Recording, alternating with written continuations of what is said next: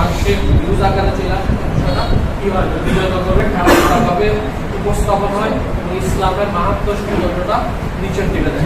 কারণ যদি কোথাও কোনো বিষয় নিয়ে বিরোধ তৈরি হয় না, আমি এই ধরনের বিষয়ের সাথে আমি পরিচিত না, বা 8 টাকা 15 10 টাকা 20 টাকা বা যেগুলো নিয়ে ব্যাকআপ তৈরি হয় বা প্রবলেম তৈরি হয় বা এইটার সাথে ওইটার সাথে একমত না, দয়া করে আপনারা এখানে মতো আগে আপনাদের সদরে যাওয়ার লাগতো, তখন উপজেলা বিজয়নগর নিয়ে আসে আপনি আমাদেরকে জানান 24 ঘন্টা আমার ফোন রাতের বেলা আমি সাইকেল করে ঘুমাই, সেগুলো সময় যে কোনো প্রবলেম হতে পারে সে ফোন দিলে যাতে আমরা পাই, তারাও 24 ঘন্টা খোলা। এটা আপনারা আইনের আশ্রয় নিবেন আপনাদের কাজ জায়গা থেকে।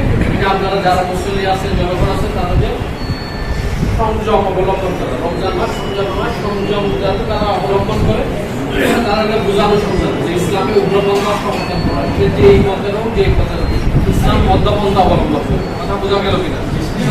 আমাদের মতবিরোধ থাকতে পারে, আমাদেরকে জানাবো না স্যার এই প্রবলেম হচ্ছে, এই হলে আমরা একসাথে পয়সা সমাধান করবো, কিন্তু আমরা নিজেরা এখান থেকে এই উদ্যোগী হবো না এবং জনগণকে এর থেকে নিষেধ করবো না। এটা বিষয়টা হচ্ছে আমরা আগে জানাই, জানানোর উপর এটা বিষয়টা সেটেল ডাউন হবে, সমস্যার সমাধান। ঠিক আছে কি?